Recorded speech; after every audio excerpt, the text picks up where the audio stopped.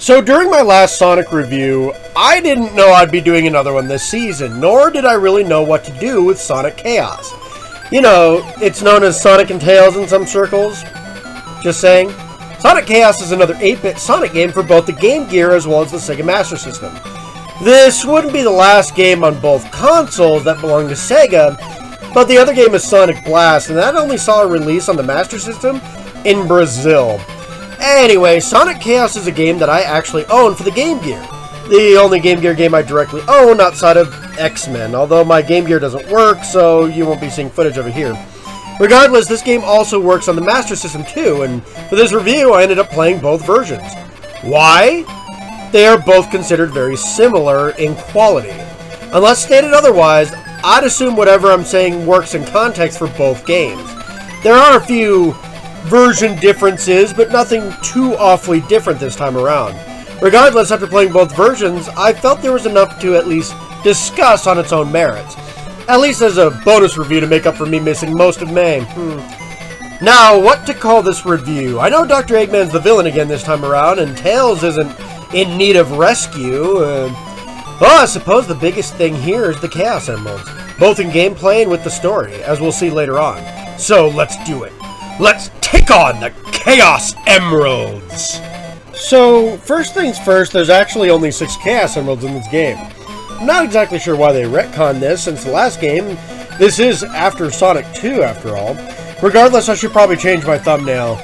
A little bit of crappy Photoshop here, and there we go. Perfect. Anyway, Dr. Eggman steals one of the Chaos Emeralds from South Island, the home of Sonic and Tails.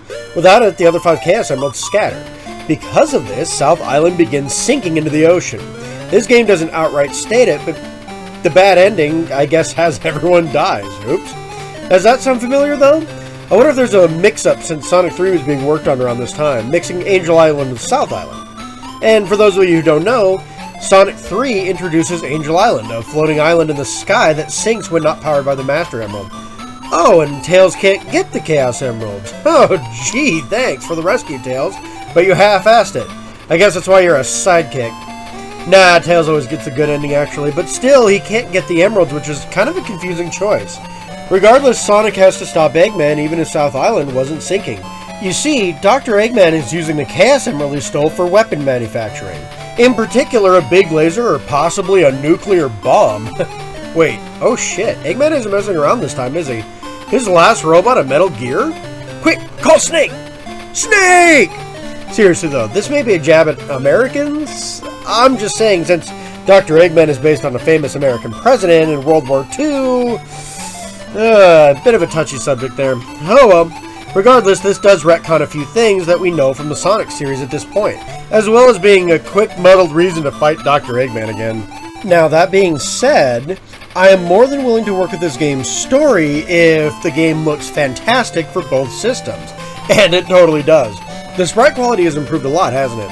Yeah, Sonic and Tails both look a lot more like their 16-bit versions, which is awesome. And the menus and levels are super colorful. Honestly, this is probably the best looking game from the 8-bit series so far. However, due to this, the level themes aren't exactly super clear. I guess they're all the locations of South Island, including a mecha version of Green Hills, which is kinda interesting for sure. Regardless, they do look good. They actually kind of remind me of an 8-bit version of something from Sonic CD, which I suppose works. Also, the badniks look pretty great too, on the rare chance that you actually see one. One even shows back up from Sonic Mania. That's kind of cool. Well, it's a boss fight if I'm going to be blatantly obvious. Yeah, the boss fights look perfectly great. This is also the biggest set of differences between the versions from what I've seen. Obviously, the Game Gear with a smaller screen is going to look quite a bit different. However, while the sprite quality naturally dips, it's still good enough to stand on its own. But the stage screens are a bit different. Same colors, but different designs, oddly enough. Also, the title screen and character selection screen is different as well. And both look great. The music is slightly different for some zones and wildly different from other ones. Also, Mecha Green Hills theme is just a remix of Green Hills from 8-bit Sonic 2. I guess that place was mechanized. Huh, neat. I was wondering why that track sounded so familiar playing through the game. Gigalopolis, I think that's how you pronounce it, it also has a different track in each version. While I like both, The Game Gear version sounds better to me. Some of these tracks are no different though. Electric Egg has fantastic track that plays in Acts 1 and Act 2, which is totally awesome. Acts 3 music is great as well, but it's basically the intro track, which is very odd. The final boss music isn't super thrilling though, sounds more obnoxious to me, but the main boss theme is pretty good. Overall, this game has a fantastic presentation on both consoles. So, Sonic plays basically how you would expect him to. He is fast, has access to his spin dash, and what is basically the super peel out. I never used this move. I forgot Sonic had it, so I kind of just used the spin dash all over the place. It's called the strike dash here, but yeah, it's a super peel out from Sonic CD. There is a lot of Sonic CD in this game, isn't there? It did come out the same year, a few months before this game. Might explain some of the artistic choices. Anyway, everything seems in order here. The spin dash works like intended, and I'd imagine the strike dash does too. So let's talk about Tails. This is actually the first time Tails is playable in a single-player setting, shockingly enough. You could play as him in co-op in Sonic 2 on the Genesis, given he played just like Sonic and couldn't fly without being off-screen, so that sucked. However, Tails can totally fly here. It's clunky as all hell, but he can do it. You have to more or less stand perfectly still to activate it, breaking the pace of the game, which, yeah, it's pretty fierce, but overall it still works fine. And for the record, if you're wondering why all the Tails footage is on the Game Gear screen while all the Sonic footage is on the Master System screen, yeah, that's how I did it. I did my Tails run on the Game Gear, and I did my Sonic run on the Master System. I'm not sure why I didn't write this in the script, but I'm adding it here now. I can say that because of some of the levels that have some crap bottom routes, Tails was incredibly helpful. Close to a large bed of spikes or bottomless pits, it pays to take the upper routes. It isn't too difficult to get past these routes as Sonic given, but Tails makes this even easier. Actually, easier is the name of the game here. There are some challenges, but I found it really easy to max out on continues and lives throughout the game. And since the game showers you with rings, oh boy. There aren't too many enemies either, and the boss fights are pretty pathetic, barring the 3 final boss fights in the game. I will say that the Master Subversion system is slightly tougher on the boss fights, which is interesting, but outside of the extra attack here or spikes there, it isn't too different. Regardless, the fights are interesting. First thing, you can now have rings for these fights. Yeah, the last couple of 8-bit games, you had no ring for every boss fight in the game. This game gives you rings on even the final boss, so it eases up on that a lot. And these bosses can be a bit tricky to dodge overall, but still, I'd have to say things are pretty easy overall, considering the last couple of games. Look at me devastate the final boss here. He has another form, but he isn't too tricky. He basically tries to run you over after the fight with his Metal Gear. It's a one-hit KO, regardless of your ring count, but it's a one-hit KO for him too, so there you go. Proper timing and he's out of there. As for the levels proper though, there isn't much to comment on.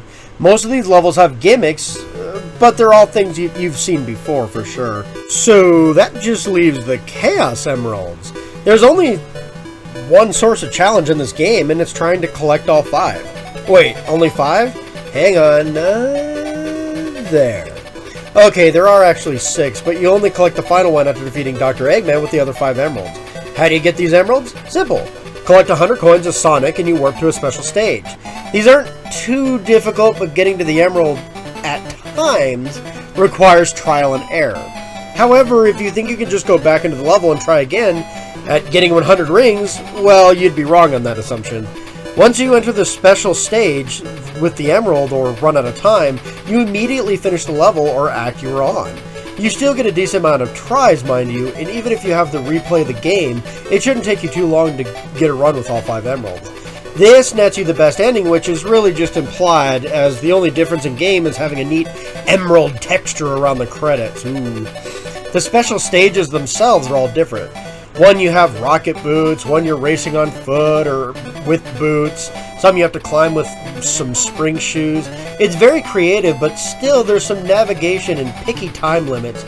These do present a decent challenge, at least far more than the rest of the game. Still, since this game is incredibly easy, especially for a 2D Sonic game, I'd recommend finding those emeralds anyway, just for the added challenge. Be warned though, the last emerald is a pain in the ass to get, as it's just really fast tube navigation, and it's a pain even when you know where you're going. Look, I don't mind easier games by any means, and if you aren't familiar with Sonic, this may be the best way to start out with his series, at least the 2D games. Regardless, this is fun, if not a very short game. Overall, the game is good. If you ignore the writing and don't mind how bland the level setup is, you will most likely enjoy this. The levels and boss fights are passable with some fun instances, and the music is decent, the look of the game is great, and the gameplay is fun and, chaos emeralds. They are fun to find and collect, bringing some challenge to the game, although Tails, again, can't collect them, making his run stupidly easy regardless. Sonic Chaos is still worth checking out. Just beware of the lack of difficulty. I give it a 7 out of 10, which is good overall, but shallow level design may turn some people off. But that's all the time I have to talk about Sonic Chaos. If you liked the video, please leave a like, subscribe, comment, hit the bell. Really, anything helps my channel out at this point. I'm still not ready to tackle Sonic CD yet, and this will indeed be the last Sonic review this season. Until next time, my minions, take care.